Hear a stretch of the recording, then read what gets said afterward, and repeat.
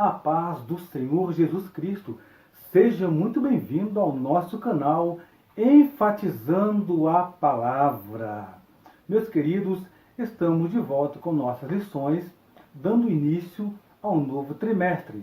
Já tivemos a primeira aula, agora nós estaremos ministrando a segunda aula do nosso primeiro trimestre. A revista é esta daqui, A Supremacia de Cristo, Fé, Esperança e Ânimo na Carta aos Hebreus. Que Deus continue abençoando vossas vidas. Você que ainda não é inscrito, peço que você se inscreva aqui embaixo, deixe o seu like para nos ajudar e também comente, toque no sininho para que você possa receber as notificações do nosso canal. Muito bem, sem mais delongas, vamos para a nossa aula. A lição de hoje, número 2, vai falar sobre o tema Uma Salvação Grandiosa. E a nossa introdução, nós já vamos iniciar com a introdução, que diz o seguinte: o autor ele dá início à sessão de Hebreus com uma forte exortação. Era necessário por parte dos crentes maior firmeza em relação às coisas espirituais. O que vemos então? O autor ele observa, tá? Não sabemos quem é o autor, tá bom?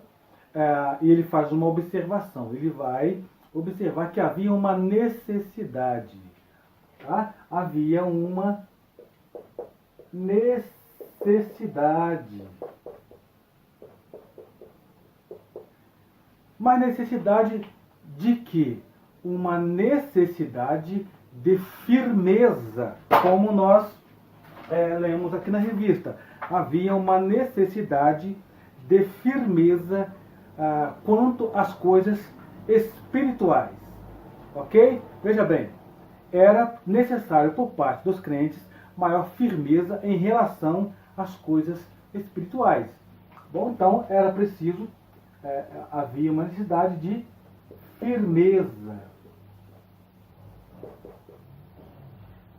Firmeza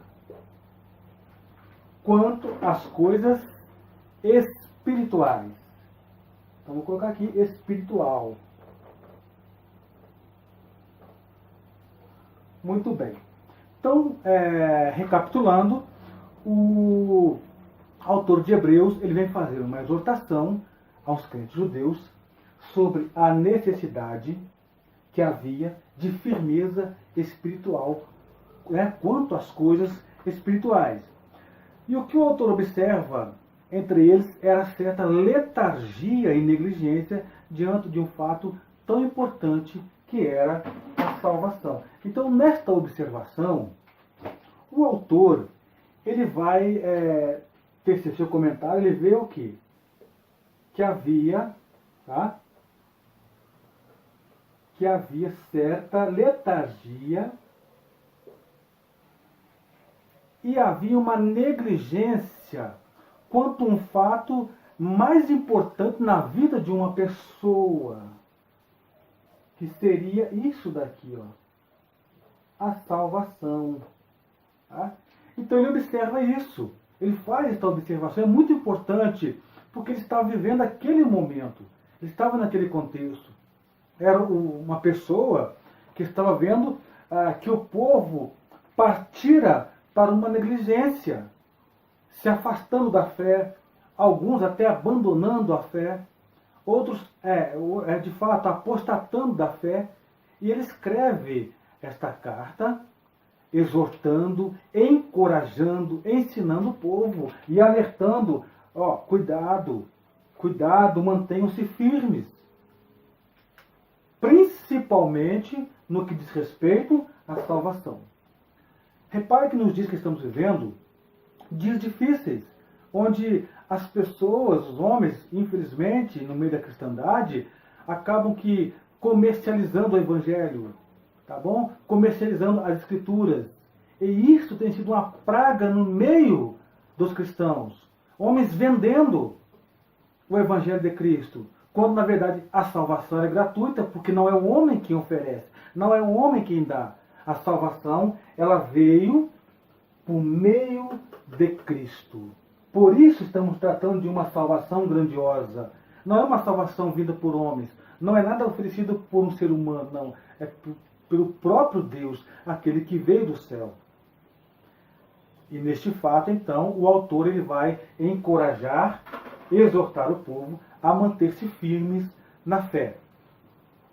Nesse aspecto, a resposta devia ser dada por meio do retorno às verdades anteriormente ouvidas e que haviam sido esquecidas. Tá bom? Então, tudo aquilo que eles haviam ouvido, aprendido por aqueles que foram testemunhas de Cristo. O autor, por exemplo, ele não recebeu esta palavra de Cristo, mas ele não foi uma testemunha ocular, porém recebeu daqueles que ouviram do próprio Senhor Jesus Cristo. Então a atenção aqui era que houvesse uma resposta, tá bom? Que houvesse uma resposta. E que resposta seria essa? Seria então isso daqui, ó, um retorno às coisas espirituais, tá bom? Veja só que ponto interessante que você deve abordar na sua sala, você que é professor. Veja só, isso era de suma importância porque evitava que alguns deles viessem a se desviar. Aí ele coloca um ponto aqui. De fato, o vocábulo grego usado pelo autor para rei, traduzido como desviar, significa originalmente perder o rumo. Tá? Significa perder o rumo. Quem se desvia é aquele que perde o rumo. Seria, por exemplo, como está ali, como um barco, tá? Como um barco que é lançado ao mar, um barco que está, por exemplo, no oceano, ok? E ele perde o rumo, ele sai da rota, tá? Imagine um avião viajando de um lugar para o outro, e ele perde contato com a torre de controle de comando. Ele sai da rota, ele fica sem rumo. Assim é a pessoa que se afasta de Cristo. Assim é a pessoa que negligencia a importância da Escritura, a importância de se manter firme, de manter firmeza. Tá bom? Por isso o Senhor Jesus, ele havia dito que nós devemos construir nossa casa na rocha, onde há firmeza. E ele, Cristo, ele é a rocha. Então é importante nós atentarmos para estas questões. Tá bom? E no pensamento do autor, só havia uma maneira de manter-se no rumo certo. Era ancorando o barco no porto seguro, que é Cristo. Então a única forma de se manter uma fé viva, a única forma de haver um retorno, de manter-se no rumo certo, seria então ancorar. Tá bom?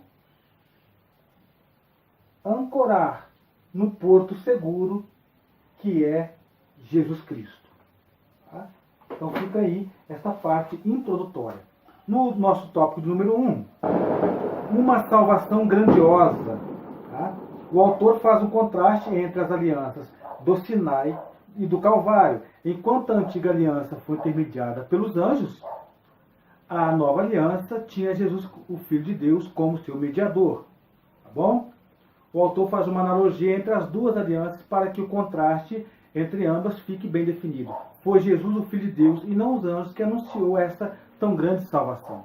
Por serem mediadores da lei, os anjos despertavam grande estima e respeito dos judeus por eles. Vamos lá. Um outro fator aí também importante. Falando sobre agora o primeiro tópico, uma salvação grandiosa. O que nós podemos depreender aqui é que o autor vai fazer uma analogia entre a antiga aliança e a nova aliança.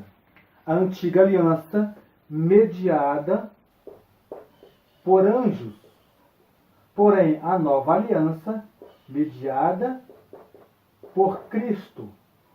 Aqui ele vai mostrar, de fato, a supremacia de Cristo, ou seja, a superioridade de Cristo em relação aos anjos. Ou seja, Cristo, o Criador, anjos, criaturas. Ok? E foi então Cristo, ele criou os anjos como Criador. Então ele vai mostrar que Jesus ele é superior aos anjos, que a antiga aliança, que a nova aliança é superior à antiga. Por isso ele diz que devemos nos atentar para tão grande salvação. Olha que interessante. Devemos nos atentar por uma tão grande salvação.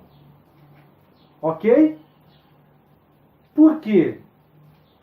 Se eles eram punidos caso desobedecesse a lei, se houvesse, por exemplo, uma desobediência, vou colocar aqui, desobediência. Se houvesse uma desobediência por parte dos judeus quanto à lei, desobediência à lei, o que é que acontecia? Vinha para eles então uma punição.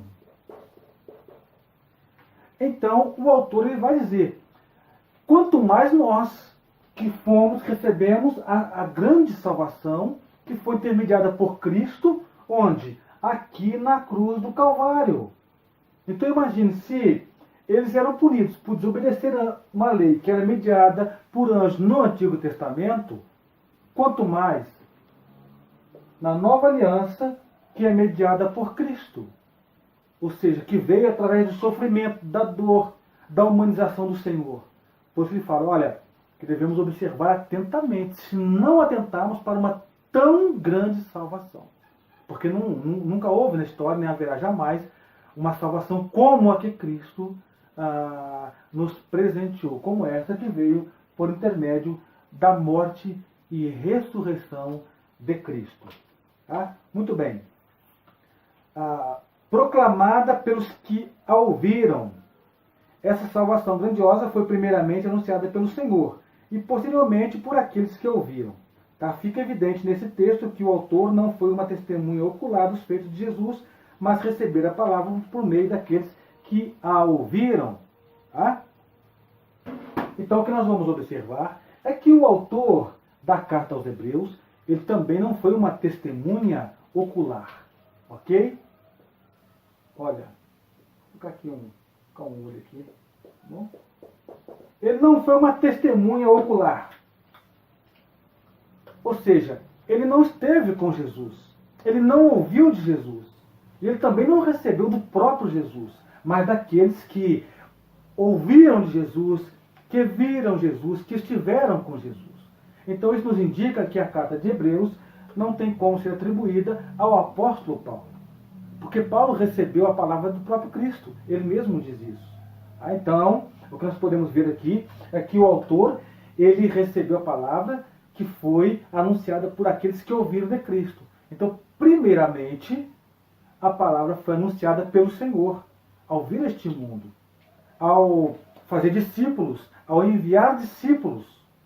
Tá? Ele ensinou os pobres, ricos, todos, sem exceção. Todos aqueles que vinham até ele, ele recebia e a mensagem foi anunciada e foi proclamada. E aqueles depois que ouviram e que viram, eles então ficaram encarregados de transmitir a palavra de Deus. E vemos então que o autor da carta aos Hebreus foi um dos que aprendeu e ouviu daqueles que receberam de Cristo.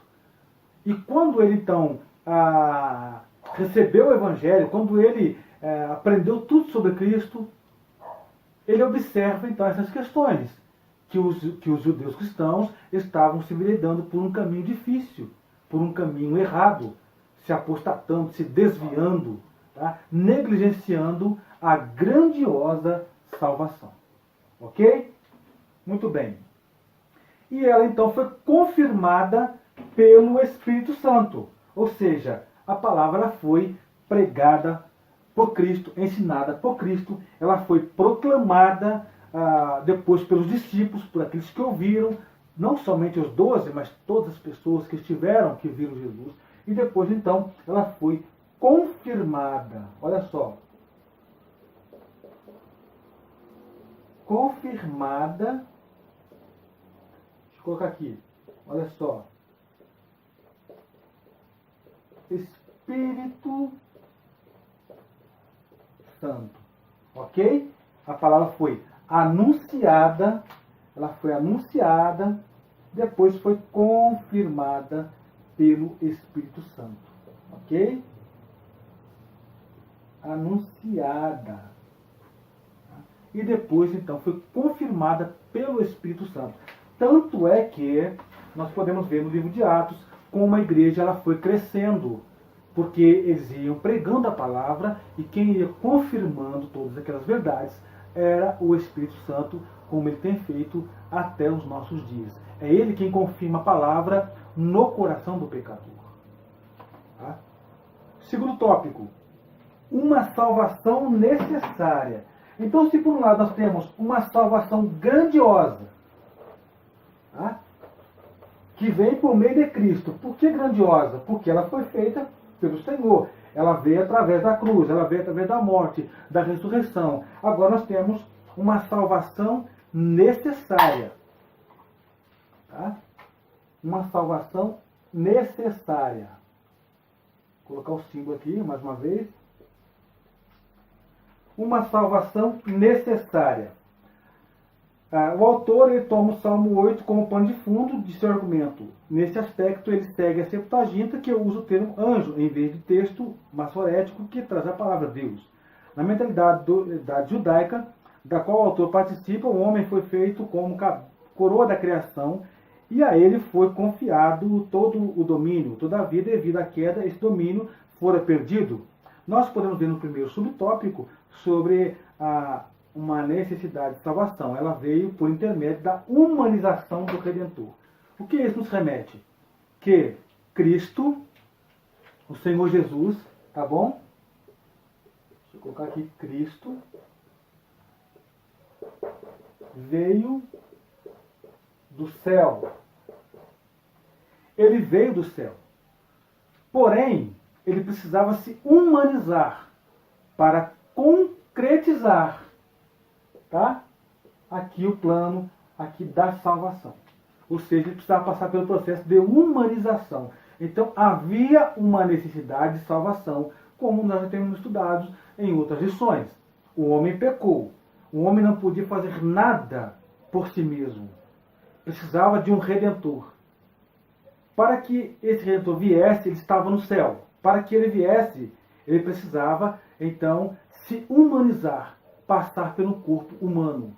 Um corpo que sente dor, que sente tristeza, que sente angústia, que sente alegria, que sente fome. E foi assim, então, que o nosso Senhor Jesus, ele veio do céu, viveu na terra, anunciou o Evangelho, ensinou, pregou, foi até a cruz, até a morte da cruz, ressuscitou e hoje intercede por nós. Então, a salvação se faz necessária por causa do pecado. Tá? Uma salvação necessária. Ela veio por meio da humanização do homem. Segundo, por meio do sofrimento do Redentor. Para um judeu do primeiro século, era escandalosa a ideia de um Messias sofredor. Jesus, de fato, foi feito um pouco menor que os anjos, por causa da sua humanização. Jesus se tornou menor que os anjos enquanto vivia os limites da condição humana e experimentou o sofrimento. Ou seja, quando o autor vai dizer que Jesus foi feito um pouco menor que os anjos, isso diz respeito por causa, de fato, da humanização de Cristo. Ele passou por um corpo humano e veio até a cruz.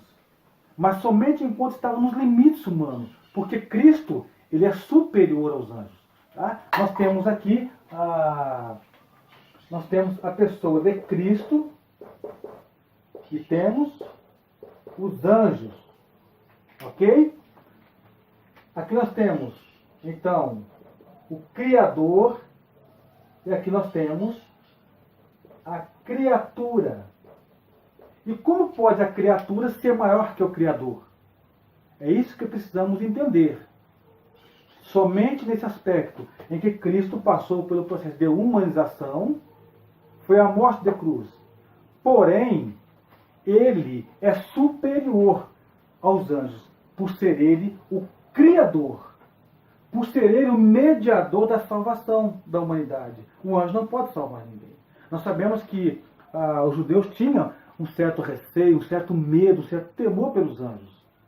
Tá bom? Então, o autor de Hebreus, ele vai mostrar a supremacia e a superioridade de Cristo em relação aos anjos. Que a salvação, ela vem por meio de Cristo e não por meio dos anjos. Que Cristo é o Criador dos anjos. Tá? Então, ele vem nos mostrar essa questão. E para um judeu, então, a ideia de um Messias sofredor era inconcebível. O que eles esperavam era um rei que viesse, que fosse reinar, que fosse tomar conta e colocar o Império Romano abaixo. E não foi dessa forma que Cristo veio. Eles não conseguiram entender que o reino de Cristo era um reino espiritual. Por isso muitos deles não aceitaram o Evangelho.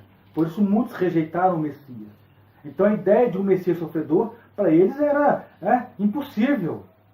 Ok? Era impossível. Eles não aceitavam essa ideia. Tá? Por intermédio da glorificação.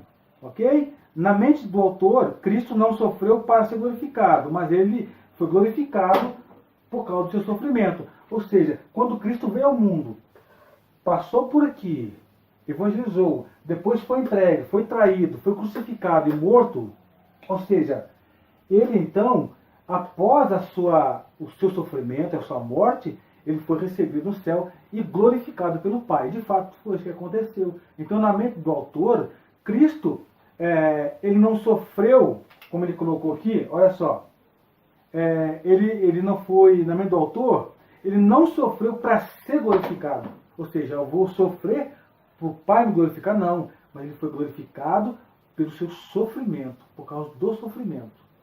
Tá? Agora nós vamos então aí partir para o nosso terceiro e último tópico. Uma salvação eficaz.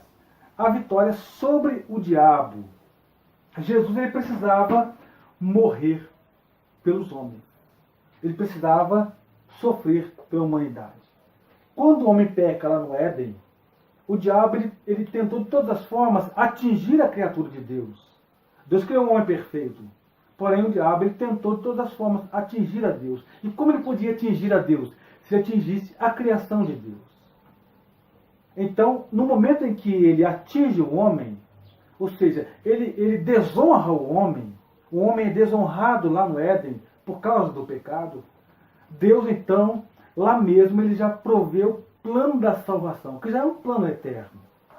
Neste plano de salvação, que Deus provê para o homem, que ele prenuncia já a morte de seu filho, daquele que pisaria a cabeça da serpente, Jesus Cristo. Tá bom? Então o Senhor, ele foi vitorioso na cruz. Ele passou pela morte, porém ele ressuscitou. E neste momento é um golpe na cabeça de Satanás. Então ele teve vitória sobre Satanás. Jesus venceu as tentações, porque ele foi tentado pelo diabo. Em vários aspectos, podemos ver nas Escrituras. Porém ele venceu, ele saiu vencedor desta batalha. Tá? A vitória sobre a morte. Com a entrada do pecado no mundo, a morte passou a ser o inimigo temido. Quantas pessoas não têm medo da morte? Muitas pessoas têm medo de morrer. Uma porque não sabem para onde vão. Outras porque não têm certeza da salvação. Cristo sabia que ia passar pela morte quando estava aqui. Tanto que ele diz, Pai, se possível for, passe de mim esse cálice. Porém, faça-se a tua vontade.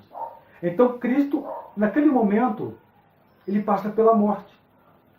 Porém, na sua ressurreição, ele vence este inimigo que é temido por todos. Ou seja, ele venceu a morte. E um dia, Deus dará cabo a este inimigo tão temível que é a morte. E como este inimigo foi criado? Como este inimigo entrou no mundo? Através do pecado. Ok? O pecado, então, ele concebeu a este inimigo que é a morte, que passou então a todos os homens. Inclusive, o nosso Senhor Jesus Cristo experimentou a morte, porém ele não foi vencido por este inimigo, porque ele está vivo e intercede por nós. Terceiro e último, vitória sobre a tentação. Tá bom? Por ter assumido a natureza humana e se identificado com os homens nos seus limites, ele sabe o que é ser tentado e, por essa razão, está pronto a ajudá-los. Meus queridos, o Senhor Jesus, ele passou por um momento de tentação. Também estava no corpo humano. Exatamente por isso, por saber o que é a natureza humana, o Senhor está pronto a nos ajudar. Não somos super-homens. Você não é um super-homem, você não é uma super-mulher. Todos somos tentados, porém precisamos vencer. E para vencer a tentação, é preciso estar vigiando e orando em todo momento. E pedindo a Deus, Senhor, ajuda-me, livra-me, me ajude a vencer as tentações. Então o Senhor Jesus está pronto a nos ajudar. E para encerrarmos, por meio da sua humanização e humilhação, Jesus se tornou legítimo sacerdote, sumo sacerdote, representante da humanidade. O que nos alegra é sabermos que tem no céu o Senhor Jesus que nos representa. E Ele está nos aguardando de braços abertos para o dia que o Espírito Santo for levar a igreja até o Senhor Jesus Cristo. Isso é maravilhoso, meu irmão. Isso é maravilhoso.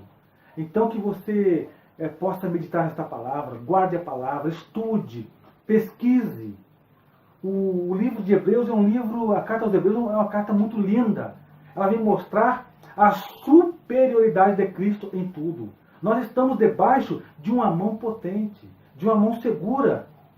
Nós estamos debaixo de uma autoridade, sabe? Autoridade de todo o universo, de toda a extensão da eternidade, que é o Senhor Jesus Cristo. Ele, de fato, é o nosso porto seguro. Caso você esteja como um barco à deriva no oceano, caso você esteja como um avião fora da rota, clame a Ele, Senhor, eu quero me aportar no seu porto seguro. Quero, Senhor amado, estar debaixo da tua mão. Quero estar ligado em ti. Peça a Ele, que Ele vai te dar vitória. Que Deus te abençoe. Continue nos ajudando. Peço a você que, por favor, você que está vendo esse vídeo, que não se inscreveu, se inscreva. Dê apenas um clique aí em inscrever-se. E compartilhe os nossos vídeos no WhatsApp, no Facebook, tá bom? Onde você puder. Aqui fica o meu abraço e a paz do Senhor Jesus Cristo.